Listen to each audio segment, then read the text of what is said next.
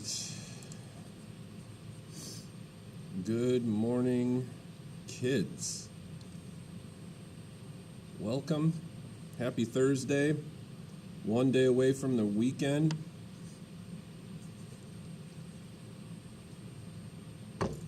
And today we got some French Revolution to talk about. Now, on Tuesday, when we met on Tuesday morning briefly,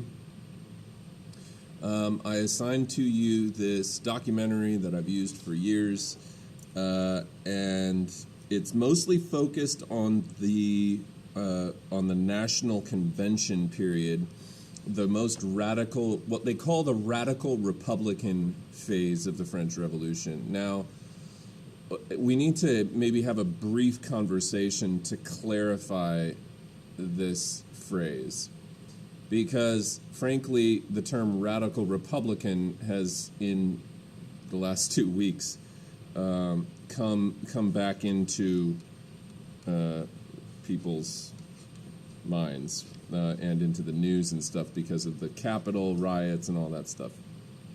We need to be clear that when I refer to the Jacobin Club of the French Revolution and how they're described as radical Republicans, it has nothing to do with the Republican Party of the United States, okay?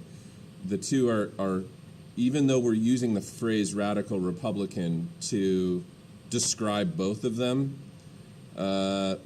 it's not the same thing.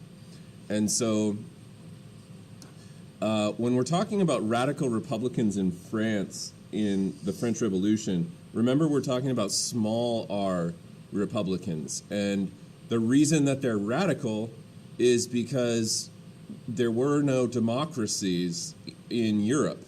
And what the Republicans, the so-called small r Republicans of their day, what they were advocating for was considered at the time to be an extremely radical form of government, so that you'd have representation, right? You would have representatives who serve you in various capacities in the government that you would vote for, and then if they don't do their job well, then you can vote them out. When we're talking about radical republicanism today, it's explicitly tied to the very right, the extreme right wing, not all Republicans, but just a certain segment of Republicans who have very, radicalized ideas about, about things, life, society, government, economics, etc. And it culminated, more or less, hopefully culminated, in the failed Capitol riot. Hopefully we don't see any more radicalism like that, because I think that at the end of the day, America does a lot better to reform rather than have wars and revolutions and civil wars and all that sort of stuff. So hopefully, the thing about democracy is that it's, as we were talking about last week, democracy is difficult. It's difficult, and at the end of the day, it creates conflict because people have different points of view.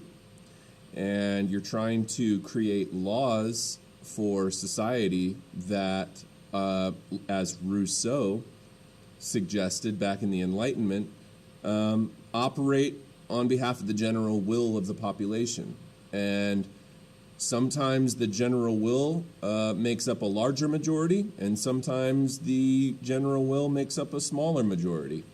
And because of that, there's a lot of folks who become angry or discontented or upset when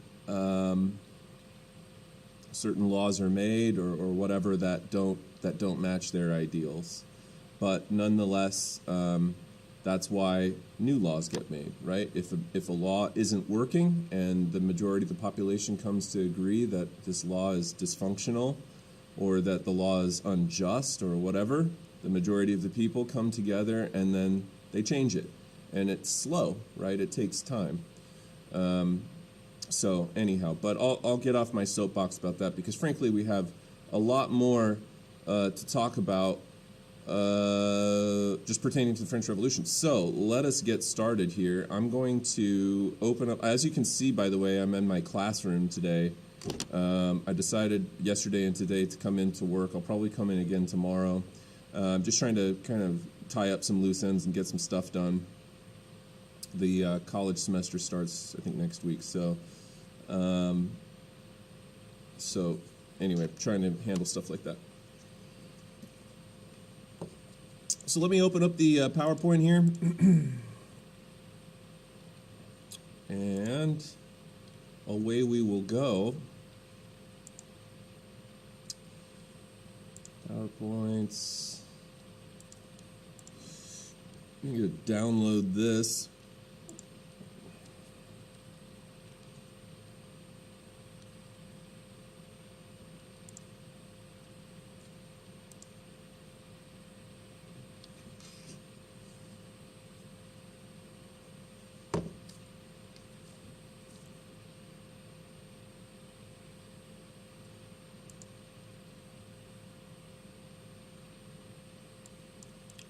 Cool.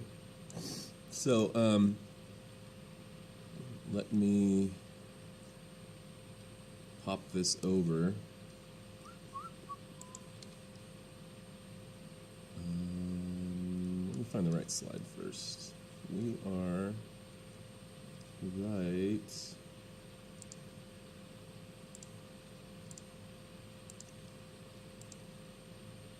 here. And then I have to go to OBS and switch this over. All right, so here's my desktop. And I'm just going to adjust some screens here real quickly so that you can see what's going on. When I'm at home, I use like a 42-inch gaming monitor. And it's a lot easier to see what's going on at work. I've got this tiny little, like, 18-inch or 20-inch monitor or something like that. And so I'm, like, not used to working with such a small area on my screen. But let's go ahead and talk about where we left off. So where we left off before, so the last time we lectured, right, was before you watched this documentary. You're coming in, if you watched the documentary and you did the assignment and everything, you should be coming into today's lesson with a lot more knowledge about this little period of time called the Reign of Terror. And so hopefully that will allow me to move through the lecture rather quickly today and move on to, I'd like to be able to get to Napoleon. Now, just as a little bit of an alert to you, right? There's going to be, for over the weekend, so you have today, Thursday, Friday, Saturday, Sunday. So you got 4 days to do this. There is 12 questions from the reading guide for chapter 19. So questions 54 through 66. Okay, 54 through 66 are the next set of questions for the reading guide. And then also you have an online quiz, which is vocab matching. Okay, vocab matching quiz. And I want to just let you know about that vocab matching quiz. I included some terms on there that will reignite some previous learnings from the end of first semester. So there's some questions on there about the agricultural revolution, and just to let you know, the question or the terms on there rather, they come from all over this unit. Okay, and so some of them will be early French Revolution, some of them will be late French Revolution, so there may be a couple of terms that you come across that you may not immediately recognize, but the reason that I included them in there is in part to kind of get you to to be thinking a little more purposefully about, do I know this word or do I not know this word? And it may require you to use your textbook as a resource, or your phone, I guess, but to see, hey, is this something we've talked about in the lecture? If it is, and I don't know what it is, I need to spend some more time on that term. If it's something we haven't covered yet, that's a different story, but I still need to figure out what it means.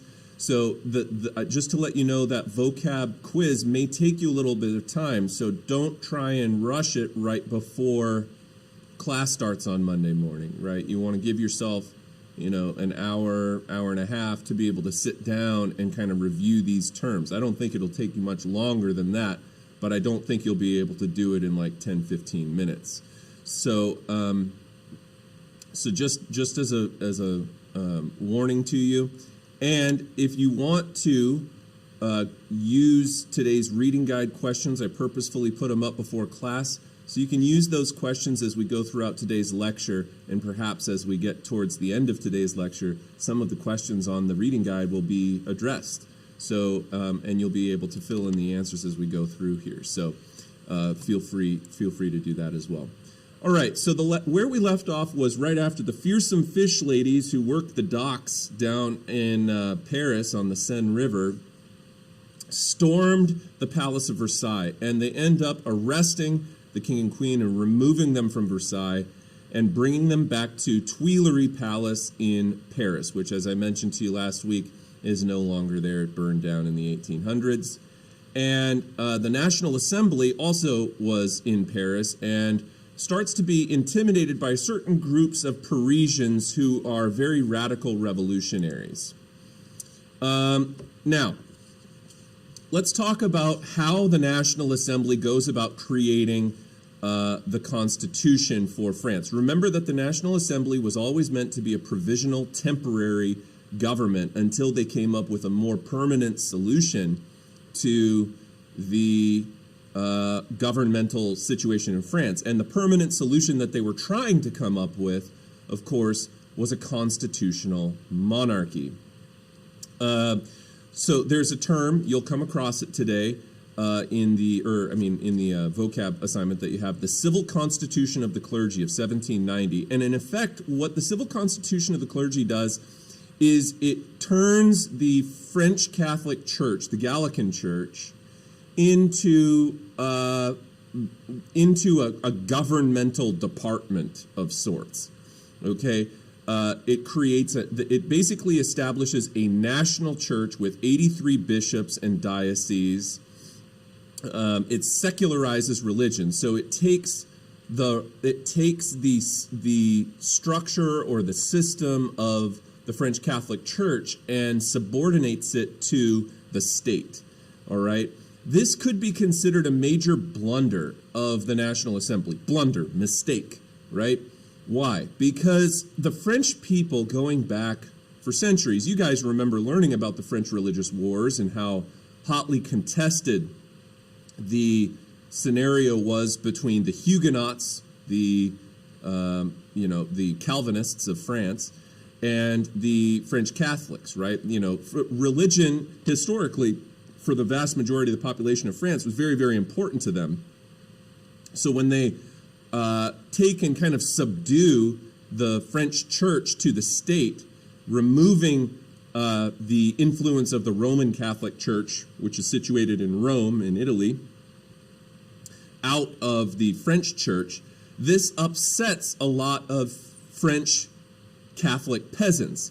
In many ways, this was looked as a step too far by the National Assembly, by more conservative segments of the population, who didn't want to see some kind of radical change made to the church and its structures. So under the Civil Constitution of the Clergy, all clergy members would be paid by the state and elected by all citizens. Now, if you're wondering why the French revolutionary government, the National Assembly, even though they're considered to be more moderate than, let's say, the National Convention was during the Reign of Terror, the Civil Constitution of the Clergy was an idea that would, in their mind, helped solidify the abolishment of the estates system. They didn't want to continue to see the first estate at the top of society with all these privileges. And so the civil constitution of the clergy was really aimed at trying to create a more egalitarian society between different segments of people, the clergy, the nobles, and everybody else, the third estate, the former third estate. But it's a little bit too far for some folks. Also, under the civil constitution of the clergy, Protestants, Jews, and agnostics could legally take part in the elections based on citizenship and property qualifications. Remember that the elections that we're talking about here would be pretty limited elections. Even though they're trying to establish a constitutional monarchy, there is still some elective process that happens in a constitutional monarchy for the election of representatives in Parliament, who typically are gentry and nobles in England, right? But the election process would have been mostly exclusive to those groups of people who owned land and were men and, were citizens and so on and so forth. So there were a number of restrictions on who could participate in these electoral processes to place legislators in Parliament. But it's not truly democratic because the vast majority of the population really still wouldn't have been able to participate in the French democracy. The mere fact that women weren't allowed immediately eliminates half of your population, right? So it's a pretty limited democratic or pretty limited electoral participation. The clergy were also, under the civil constitution of the clergy, forced to take a loyalty oath to the new government since the Pope had come out against the revolution. Remember that the French Revolution really intimidated some of the more conservative governments and religious systems and so on. So the Catholic Church, the Austrian government, the Prussian government, all of them are really quite radically opposed to the French Revolution as they see it as a threat to absolutism, which is what they use in their respective countries to run the whole show. So the result after the civil constitution of the clergy was that it deeply divided France over the issue of religion. And remember that these policies that are being enacted by the members of the National Assembly, these are educated bourgeois elites who are making these decisions, right? These are people who are students of the Enlightenment. They're educated. They have, in many cases, law degrees, and so on.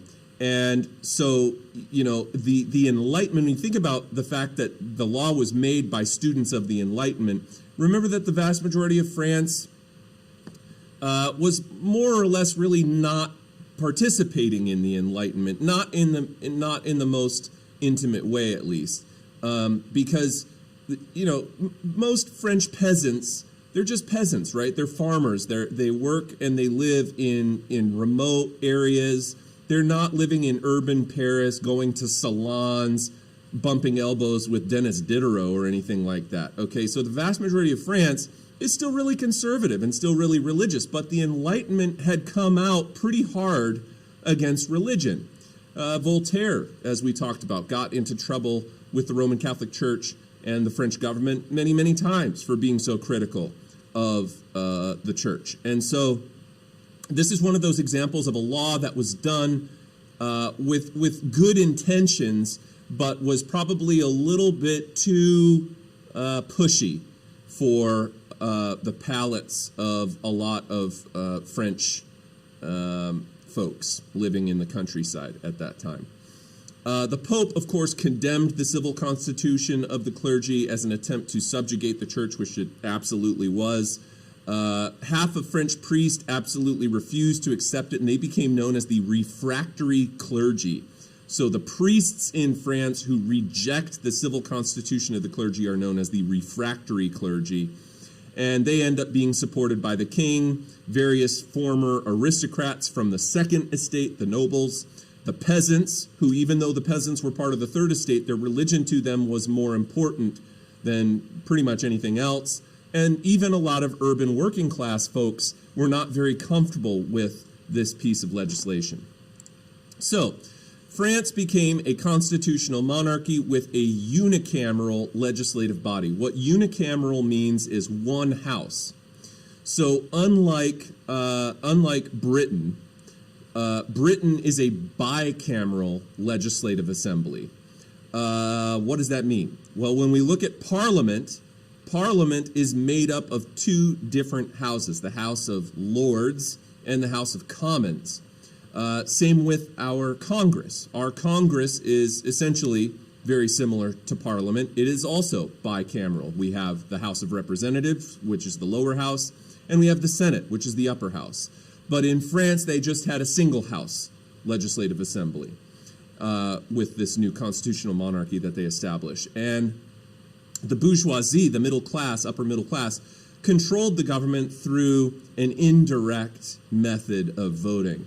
About half of all males were eligible to vote, and the nobility was abolished.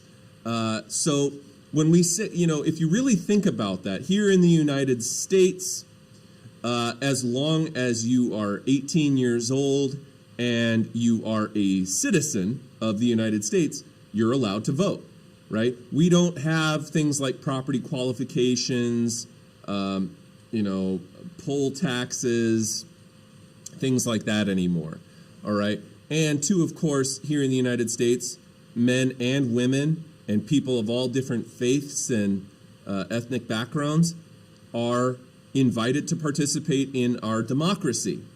But as we look at the situation in France here, you'll note that the number of people who are able to participate, think about it, no women, so that immediately eliminates half of your population, as I mentioned a few minutes ago, and then half of males even not allowed to vote. So we're already down to only about a quarter, and really not even that, of people who are eligible to actually vote on who would serve in this legislative assembly. All right. So this new system of law courts under the constitutional monarchy that they established gave France a unified administrative structure where they had 83 dioceses, departments, and judicial districts. So they basically divide France into these different departments, or counties, if you will. And the weakness of it is that local communities enforced the national legislation at their discretion. And this proved really difficult when war came to France from Austria, Prussia, and so on. And so if you think about this, even if a law was passed at the national level by the Legislative Assembly in Paris, if you're living in southern France somewhere, your local administrators more or less could choose whether or not they even want to enforce that law. And that is difficult because if you're making a national law, you want everybody in the nation to follow those laws. The economic reforms that come out during this time favored the middle class rather than the lower class. I need to be very clear about the French Revolution. It is not, and I want to emphasize, it is not a peasant-led revolt, okay? This is absolutely a bourgeois, upper middle class-led revolt, okay? And so as a result of that, we have to understand that the kinds of laws that they will be passing, naturally, you would assume, are going to favor the people passing them. Now, that may come off as a bit corrupt to you, but the fact of the matter is that the bourgeoisie had their own interests at heart before, for example, the urban workers or the peasants. The metric system replaced a very sloppy system of weights and measures that they used to use prior to this. The Le Chapelier law was passed in 1791, which outlawed strikes, workers' coalitions, and assemblies. Remember that this was pretty commonplace in this time. like there were laws, both in America and in Britain during the Industrial Revolution, which came just after the French Revolution, that outlawed labor unions. And in Britain, they call them the Combination Acts. So they made it illegal for British workers to combine into unions that would give them leverage to improve their lives and stuff like that. And so the Le Chapelier Law of 1791 is kind of a predecessor in some ways to these Combination Acts that happen over in Britain. And then internal tariffs were abolished. Remember that I told you last week that internal trade in France was really, really difficult because of all the different tariffs and taxes that they had between the different counties of France. And so they abolished those to help smooth out internal trade in the country. Assignats. Assignats became the new paper currency. And former church property, which had been taken over by the state under the civil constitution of the clergy, was used to guarantee the value of the assignats. And the problem was, over time, these assignats started being printed in overabundance, and this caused significant devaluation of the assignat. And so when we take a look over the course of several years, in 1790, when they first start using assignats as paper currency, they're at 100% of their value. But within just 3 years, they've dropped to less than half of their original value, which of course means, once again, that people are going to have to use more and more and more assignats to buy the same amount of stuff, just like we talked about with inflation. And the church land ends up being sold off to pay the national debt. Much of the church land ends up being purchased by, small landholding peasants who previously, of course, had very, very few opportunities to purchase land as it was controlled by the First and Second Estate. Now, one of the most famous stories of Louis XVI in the documentary that you watched was the one where he tries to escape. So, this becomes known as the Flight to Varennes, the Flight to Varennes, and this happens on June 10th, 1791. This is where Louis XVI attempted to escape with his family to avoid approving this new constitution that the National Assembly had come up with and was looking to pass in September of 1791. And also, Louis was hoping that if he made it to Austria, so remember, he gets caught, but he was trying to make it to Austria, which is where Marie Antoinette, his wife's family, was from, and he would get there so that they could raise a counter-revolutionary army with what were known as émigré noblemen. What were the émigrés? Well, when the French Revolution first broke out, there were a bunch of nobles from the Second Estate who migrated out of France out of fear of their lives. They didn't want to become victims of the French Revolution. And so Louis XVI was hoping that he would be able to harness the nobles who had fled and were living in exile out of France to plan a counter-revolution and seek help from Austria and Prussia to reestablish absolutism in France. However, all of this goes down the toilet when he gets captured right at the border of France in a small town known as Varennes, which is like on the eastern border of France, kind of near Belgium. And Louis was forced to accept the constitutional monarchy afterwards and sign this constitution into law. He doesn't want to do it, of course, because he's signing a document that is going to significantly alter the course of French history, as well as limit his own power. There are some international reactions at this time. Edmund Burke is a name that you're going to want to commit to your memory. Edmund Burke was a British political philosopher who in 1790 wrote a piece known as The Reflections on the Revolution in France. Now, Edmund Burke, I need to try to link a neural connection in your brain. I need you to connect the term conservatism, okay, conservatism, with Edmund Burke. Edmund Burke is a conservative political philosopher who, despite the fact that France was really trying to establish a government that was somewhat similar to Britain's at the time, nonetheless very much opposed the French Revolution. So Edmund Burke is one of these great intellectual defenders, and this piece in particular defends this idea of European conservatism. What is conservatism?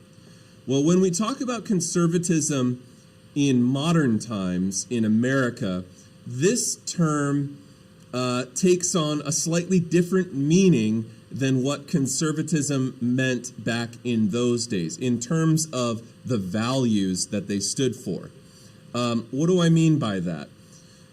Well, if there was anything that links them together generically, we could say that both European conservatives of the late 17 and early 1800s defended the status quo. In other words, they wanted to see things remain the same. They are against reform. They're against change. Modern day conservatives also have a tendency to value tradition. Okay, they have a tendency to be pro status quo. And when reforms are taking place, usually conservatives are a little bit more cautious about these kinds of reforms.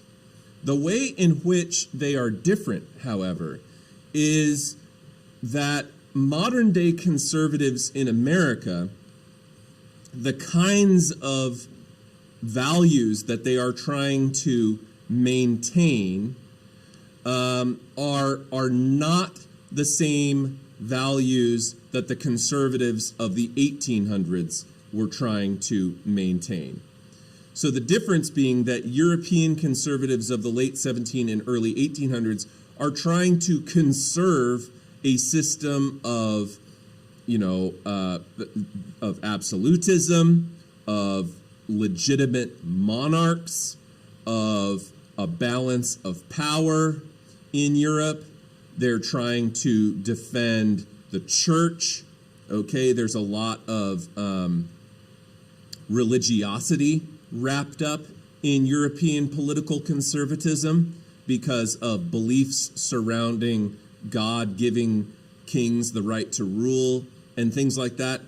Now, in modern day times, conservatives also do tend to be more religious, so that is another commonality. But politically, modern day conservatives and economically as well, although they value the status quo that modern day Americans value, conservative Americans value, is one that supports more free market capitalism. Okay, they have a tendency to be against the government getting into people's lives, personal lives. They have a tendency to want to, they have a tendency to be a little bit more pro corporate. Okay, they like big business and the expansion of big business, and they want to see the American economy grow through capitalism. Okay, that's what modern day conservatives will generally defend. Okay, the reason that that's different, of course, is because back in the 1800s, capitalism was still a pretty new thing. Adam Smith, remember, only wrote The Wealth of Nations. Adam Smith, father of capitalism, only wrote The Wealth of Nations in 1776, and we're only in the year 1791. So Adam Smith's work has only been around for, 15 years or something like that. And Adam Smith's ideas were embraced by what we call classical liberals. So this is where things get confusing. You guys have probably heard these words thrown around many, many times. You guys are bright, and I've been very impressed with how my students from all of my classes have been very in tune with what's been going on in the United States the last several weeks and really, frankly, several years. But the thing that can be difficult for kids to wrap their head around is how the terms conservative and liberal in America kind of take on different meanings than what most Europeans usually think of when they use these words, even in modern times. See, if we're looking at it from the perspective of Europeans, particularly from the late 1700s, early 1800s, if you were to describe someone as a liberal, okay, they would be in favor of reforms that embraced capitalism. But that was 200 years ago. That's quite a good long time, right? And it's in that last 200 years, capitalism globally has become the economic norm. And so now, when people are attempting to make reforms that curtail free market, laissez-faire capitalism, this is viewed by modern day conservatives as the government interfering in the economy more than they want them to. And so the thing that's kind of funny about it is that when we talk about modern day conservatives, they're trying to defend the tradition of something that has been around for about 200 years now, that back in the day, old school European conservatives were absolutely against. You know, the old school conservatives wanted to retain kings in power. They wanted to retain mercantilism and top-down structure. And they wanted to preserve the land-holding rights of the elites, the nobles and the clergy. Okay, modern-day conservatives have no interest in any of those kinds of things. So what about modern-day liberals? Well, modern-day liberals have a tendency to take a look at the capitalist system that has developed since the start of the Industrial Revolution 200 years ago, and are interested in making reforms that have a tendency to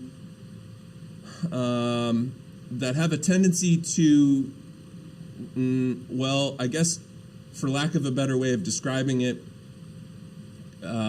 put restrictions on how free market the capitalist economy is. So modern day liberals have a tendency to want to look out for both social and economic groups who have a tendency to be more disenfranchised historically, who have limited opportunities and things like that, and pass laws that will create a system that allows folks who may not have the kinds of wealth or opportunity that other people in the country do, and provide them a pathway to, you know, become educated and get better jobs and things like that. Now, you might think that that's like something that everybody should be on board with, but there's, you know, as we know from the last couple of years, you know, the United States has some soul searching to do in terms of the direction of the future of the country, and we've had a lot of conflict between various groups. I still hold out hope that we will be able to resolve these problems without any major discrepancies, wars, things like that. One of the things that's, and I know I'm kind of going on a tirade here, folks, but I hope that this conversation is one that you're finding useful in terms of understanding the practical application of history in modern times.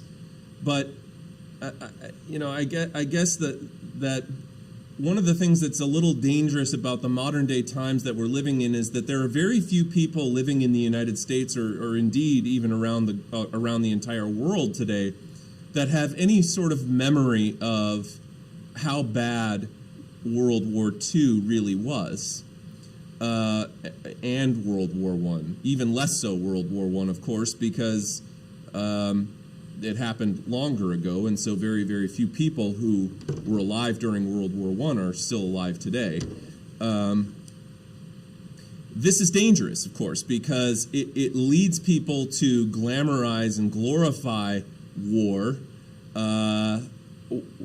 when time after time in history it's been shown that global wars in particular are absolutely catastrophic. I mean, there's no other word to describe it. So, I certainly hope that at least, particularly on a domestic level, but also on a global level, I don't think that anyone really wants war if they really stop and consider the prospect of what war would bring, either civil war here in the United States or a global war. A lot more can be achieved by reform, by diplomacy, than by through war. Okay, moving on. Thomas Paine wrote something called The Rights of Man, and this was a response to Edmund Burke's classical defense of where he came out and railed against the French Revolution. Thomas Paine, you might remember his name because he wrote in America a better known piece known as Common Sense. And in Common Sense, this became a pamphlet that was hugely inspirational to the American revolutionaries. Thomas Paine, famously born in Britain, but moved to America and was very in favor of Republican-style government that had been established in America. And he saw the triumph of liberty and the values taught of the Enlightenment over despotism, absolute monarchy. Kings and nobles across Europe really began to feel very threatened once the French Revolution started to become more radical. So we now move into this short period of time. It only lasts for about a year, known as the Legislative Assembly, and it lasts from 1791 to 1792. A completely new group of legislators came to power. The National Assembly delegates, who had been chosen all the way back in the start of the Estates General meeting, had already agreed that they would step down and not govern when a new constitution was written. And this was a really smart thing for them to do because, of course, they're trying to prevent tyranny from taking hold by the same group of lawmakers. And this new government was supposed to reflect this emergence of these new political factions. For example, the radical Republicans from the Jacobin Club, who wanted to see the revolution continue to make more and more and more radical changes. Now, of course, the Jacobin Club was just one of many different groups of people who came to represent the French people at the National Assembly, or the Legislative Assembly. So who are the Jacobins? They're the ones who are dominating the Legislative Assembly, and they are going to be the most radical revolutionaries in France. The Girondins, which was a faction of the Jacobins, had led the country into war. But meanwhile, with this new Legislative Assembly that took office in 1791, there are still a lot of domestic problems, never mind the international problems of war.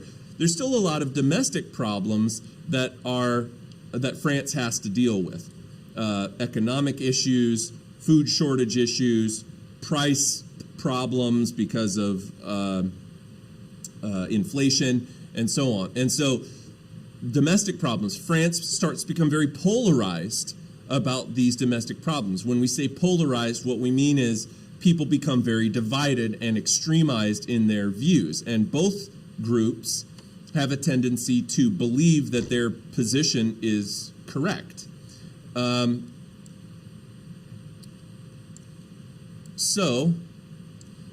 Sorry, I just had to make a quick adjustment here so I could see something. Okay, so economic and political chaos begin to mount during this time.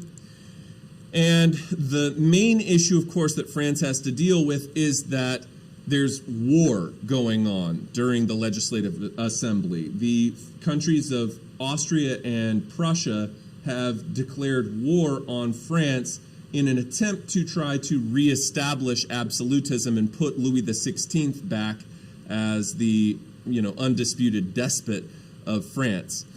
One of the things that happens is known as the Declaration of Pillnitz, and this is issued by Prussia and Austria in 1791.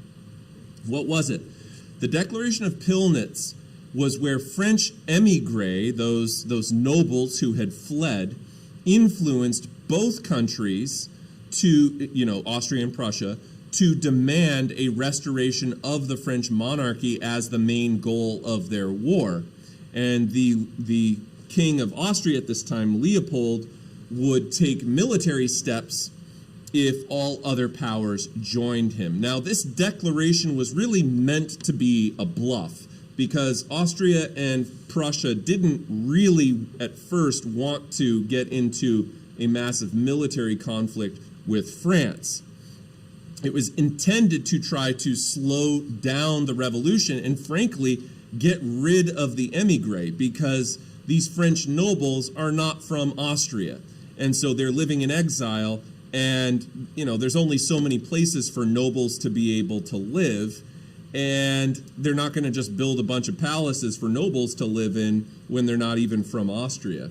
So, the king of Austria kind of wants to get rid of these guys who are living in his country in exile right now. But Leopold of Austria severely misjudged the French revolutionary sentiment and Republican sentiment, meaning, that should actually be small r Republican sentiment in France. And basically, the Republicans, in response to the Declaration of Pillnitz, turned the temperature up. Okay, they gained strength in response to this declaration, because as soon as Austria begins to threaten France with war, this gave radical revolutionaries in France some fuel to add to their revolutionary fire. And this gives them a whole lot of influence in the Legislative Assembly. And so in April of 1792, the Legislative Assembly, which was dominated by these Republicans, these radicals, declare war on Austria. And this was, of course, fueled by ideological fervor as well as anti-Austrian sentiment. France historically had not gotten along with Austria very well. We've talked many times about the disputes between the Habsburgs and the Bourbon dynasty. The Girondins, that faction of Jacobins, became the party of international revolution at this time, and they claimed the revolution could never be secure in France until it began to spread to the rest of the world, which in their mind, of course, was mostly just Europe at that time. So this becomes known as the War of the First Coalition, and the War of the First Coalition lasts from 1792 to 1797. French revolutionary forces, when they first start in this war, are soundly defeated by the Austrian military. Austria comes into this and very quickly establishes dominance over the French troops. Only the conflict between Eastern monarchs over the divisions of Poland during this time, because there was, at this time, we've talked about this before, but at this time, there were a number of partitions of Poland. And the Eastern monarchs, Prussia, Russia, and Austria, had conflicts over how the lands of Poland would be carved up and divided between them. And this saved France from utter defeat. It also intensified the existing unrest and dissatisfaction of the unpropertied classes in France. And of course, the Jacobins blamed their defeat on Louis XVI, who believed him to be a part of this giant conspiracy with Prussia and Austria. So Louis XVI becomes kind of this scapegoat that the Jacobins blame the miserable showing of France early in the War of the First Coalition. They blame the failure of the losses of the military against Louis XVI.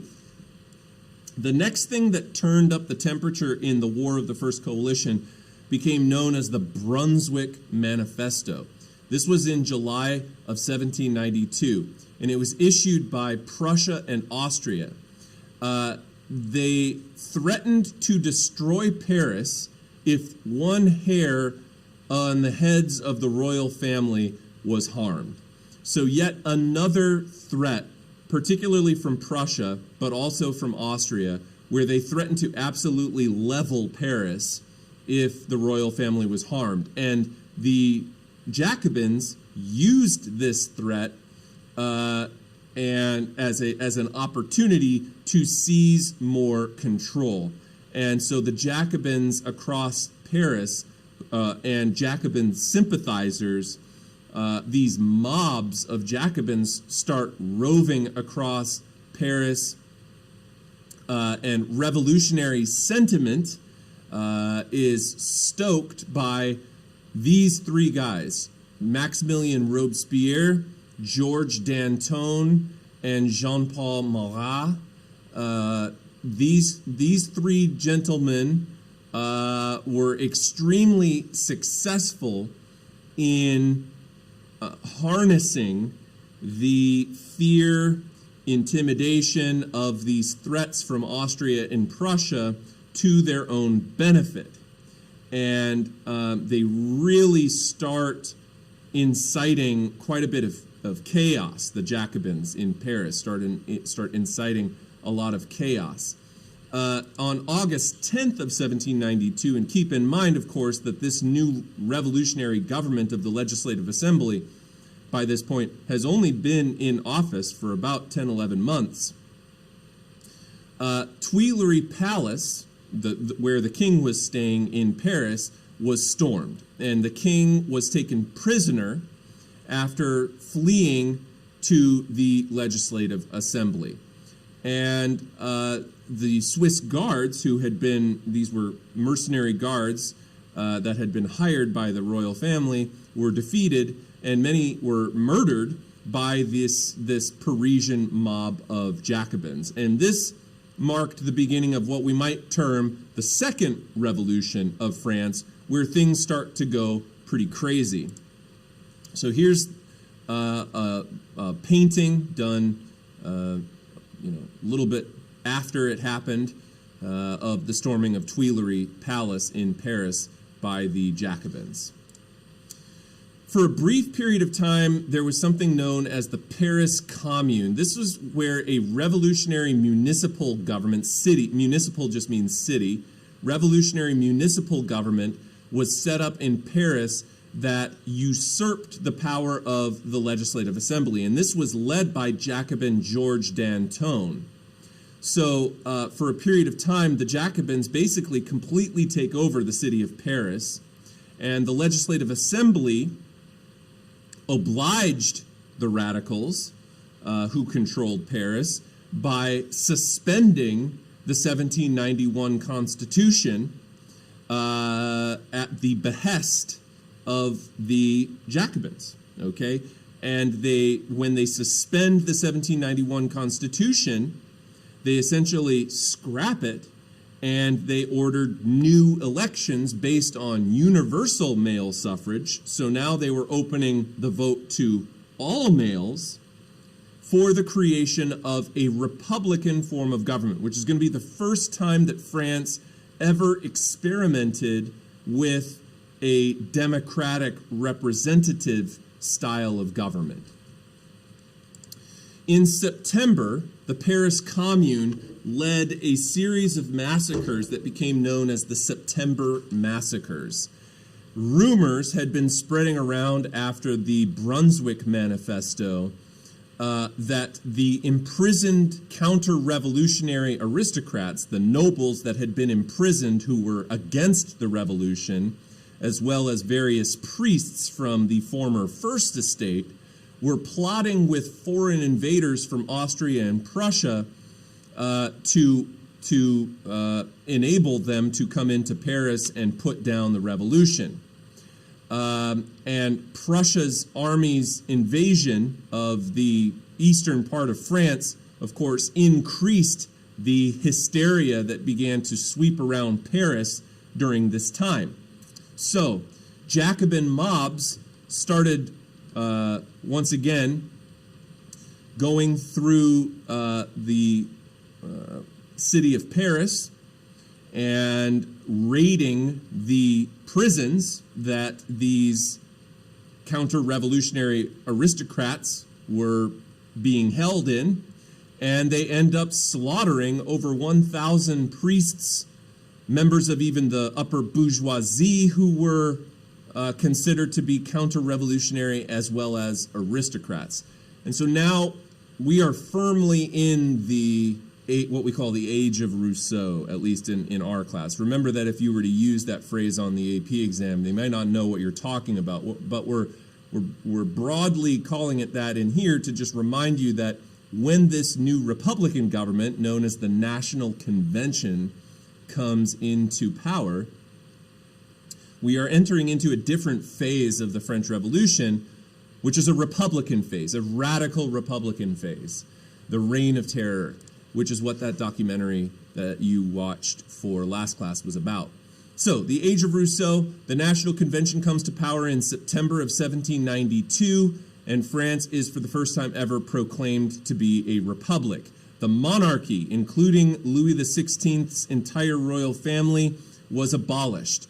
And they based their ideas firmly on the ideas of equality, liberty, and fraternity, or in French, it's like liberté, égalité, fraternité, and this was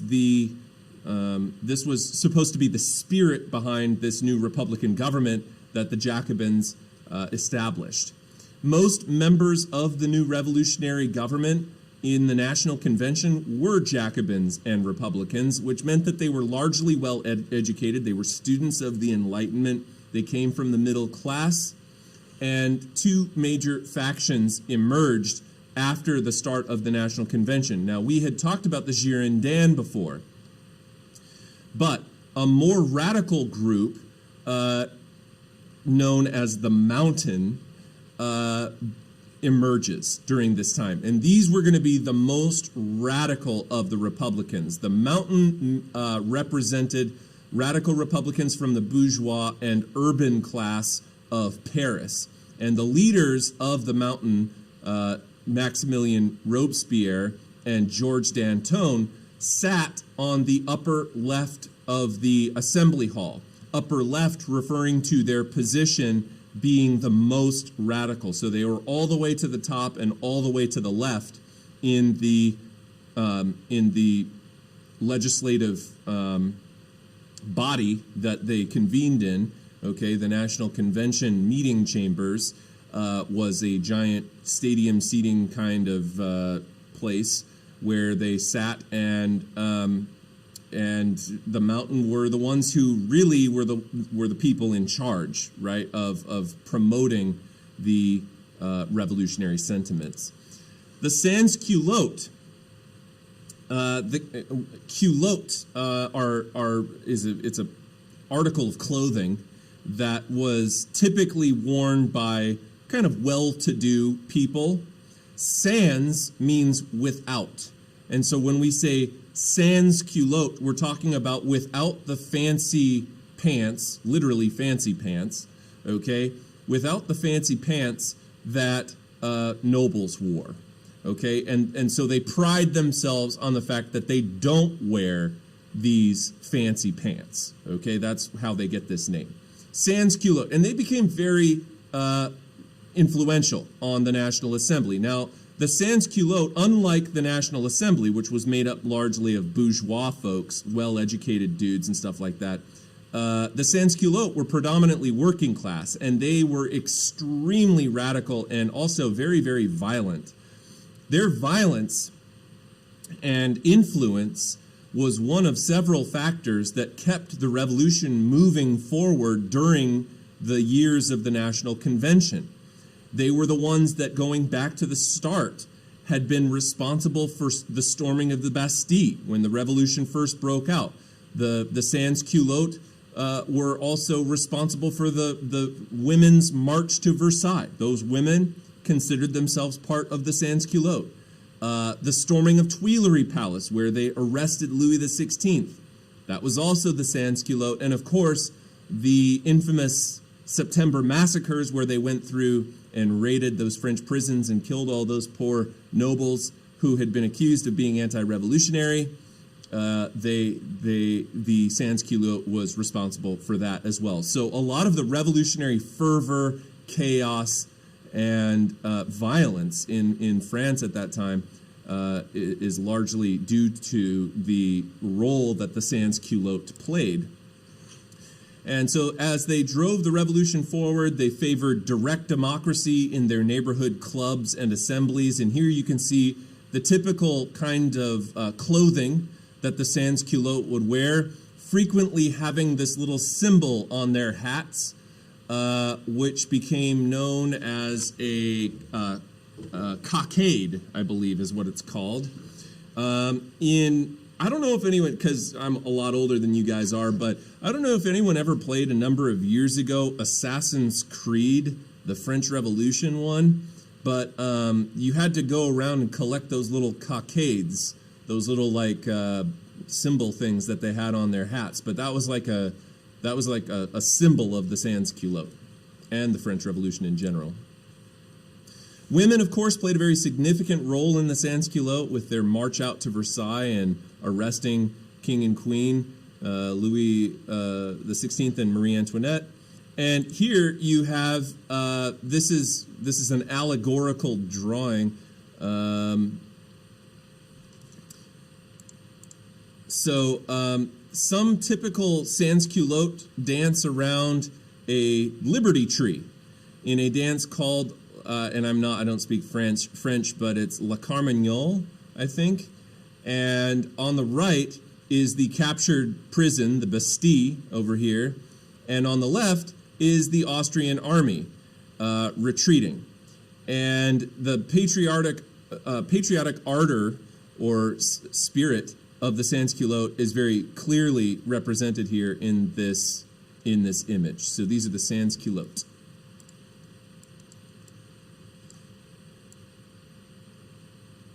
Yeah, Victor, it was a great game. Anyhow, okay. Here you can see, as I said, the Phrygian bonnet with the cockade on the front of it. And the Phrygian bonnet was, again, another symbol of the sans-culotte. And the image on the left basically says, it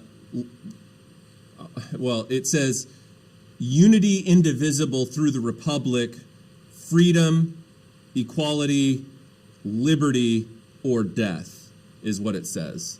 Okay, so indivisible unity of the republic, of freedom, equality, brotherhood, or death. Okay? Okay.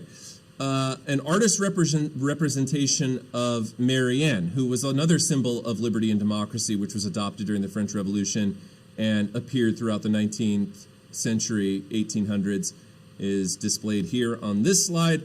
And ultimately, the French Revolutionary Army starts to win some battles in the fall of 1792. And in February of 1793, just a few months later, the National Convention ends up declaring war on Britain, Holland, aka the Dutch Republic, and Spain, in addition to the wars that they were already fighting against Austria and Prussia in the War of the First Coalition. And so, why is it the War of the First Coalition? Because it's a coalition of various nations all trying to put down the French Revolution. Louis XVI ends up being convicted of treason and executed in January of 1793. And here you can see an image. It might be a little blurry on your screen, but this was an image in front of the building that the National Convention met in the center of Paris, where Louis XVI was beheaded by way of guillotine,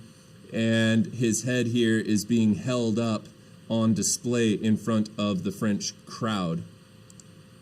In May of 1793, the Mountain, the most radical Jacobins, of course with their support from the urban sans-culottes, ousted the Girondins, and they believed that the Girondins would ally with conservatives and royalists to try to retain their power. So we are now seeing something of almost like a Republican dictatorship taking place here. It's not that different from another time we've talked about a similar thing happening when Britain tried to implement a limited republic back in the English Civil War under the leadership of a guy we learned about first semester named Oliver Cromwell. Oliver Cromwell, if you recall, tried to create a Republican-style government in Britain, but ultimately it became basically a military dictatorship where Oliver Cromwell and all the people who supported him ruled England with an iron fist and a lot of violence. And that's essentially exactly what ends up happening during this period of the French Revolution. The thing that happens when you have a whole lot of chaos and fear and hysteria spreading around is that the government feels like they have to gain control of the situation. And they end up utilizing that kind of fear and hysteria to take total control over everything. And so very shortly after the National Convention is established, within a year of the National Convention being established, essentially we are back to what is basically one-party rule by the Jacobin Club, the Mountain, and the radical working class leaders of Paris seized and arrested Girondists, members of the Girondins, and end up putting the Mountain in complete control.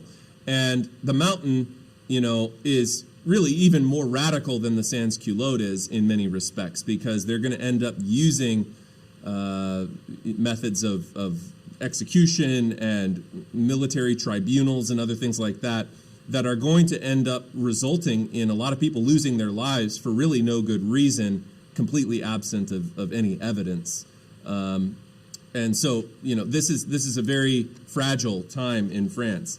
The revolutionary government had finally lost the confidence of much of France by this point, though. Remember that there are many, many, many peasant conservatives across the countryside who really did not at all agree with the moves that were being made by the Mountain in Paris. Many Girondins ended up fleeing Paris and started to work actually against the revolution, or at least the direction that it was going under the Mountain. And that revolutionary writer who we've talked about before, Jean-Paul Marat, the guy that was kind of a professional malcontent with his paper, the People's Friend, and he would publish people's names in it who were suspected of being not in favor enough of the revolution, not radical enough, not pro-Jacobin or pro-Mountain enough. And Marat called out the brother of a woman by the name of Charlotte Corday. Charlotte Corday's brother found himself at the wrong end of Jean-Paul Marat's writings, and she was herself a supporter of the Girondins, the more moderate revolutionaries, and she ends up murdering Jean-Paul Marat in his bathtub as he he had like a skin illness, and so he gets stabbed with this knife called a stiletto knife, and immediately, rather than having the effect that Charlotte Corday thought that this would have, which was to try to stick it to, quite literally, stick it to the Mountain, it ends up turning Jean-Paul Marat into this martyr of the French Revolution. And as you saw in the documentary, there began to be paintings portraying Jean-Paul Marat as almost a Christ-like figure who lost his life for the spirit of the French Revolution. And this is one of those images here by a very famous painter who you'll want to commit to memory this painter. His name is Jacques-Louis David, and this is a painting, very, very, very famous painting known as The Death of Marat, painted in 1793. And when the Mountain takes complete control over the government, Maximilien Robespierre and his buddies, his cronies, create what became known as the Committee of Public Safety. And this was basically a small inner circle of high-ranking political figures of the Mountain, that faction of the radical faction of the Jacobin Club. And they create the Committee of Public Safety, which became an emergency government to deal with both internal and external challenges to the revolution. Essentially, the Committee of Public Safety is kind of a funny name for it because the public of France was really anything but safe during this time. They're trying to establish some semblance of control, but their number one goal is to continue to be able to run the government and keep the revolution moving in the direction that they see as appropriate. And of course, the Committee of Public Safety was headed by Maximilien Robespierre. It was heavily influenced by Rousseau. Remember, Rousseau was in favor of direct democracy and Republican representation in the general will of the people, and so on and so forth. Another guy by the name of Louis Saint-Just also led the committee, and they often even collaborated with some of the urban sans-culottes to continue promoting revolutionary fervor. And here you can see kind of a grainy, not-so-good resolution image of Maximilien Robespierre.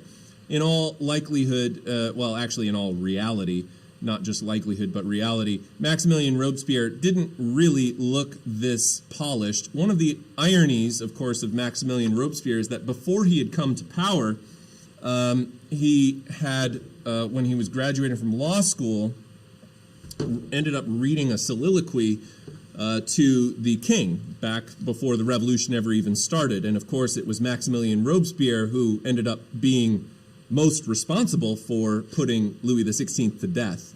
And so this is kind of an unusual twist in the story. Also, of course, Maximilien Robespierre was nicknamed the Incorruptible. But unfortunately, it is not a name that he ended up living to fulfill. When he first came to power, was actually really anti-death penalty, just like a lot of Enlightenment thinkers were. And because, here's the thing, we learned about César Beccaria. César Beccaria was really against torture. He was against capital punishment, being, the state putting people to death. And that was a very commonplace Enlightenment philosophy at that time. Maximilien Robespierre ended up sacrificing that element of the Enlightenment and, in fact, using the death penalty extremely liberally in order to maintain his governmental authority. So, anyhow, folks,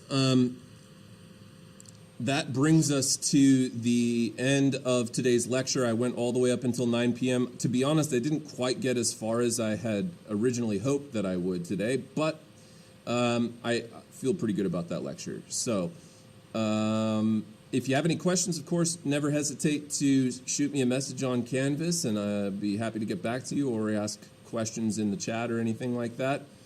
Don't forget to do your questions from the reading guide, which are getting a little bit ahead of where we're at right now in the lecture, but we'll catch up to it. Don't worry about it. And then don't forget to do the vocab matching quiz as well. Other than that, have a wonderful Thursday. We'll see you back on Monday morning.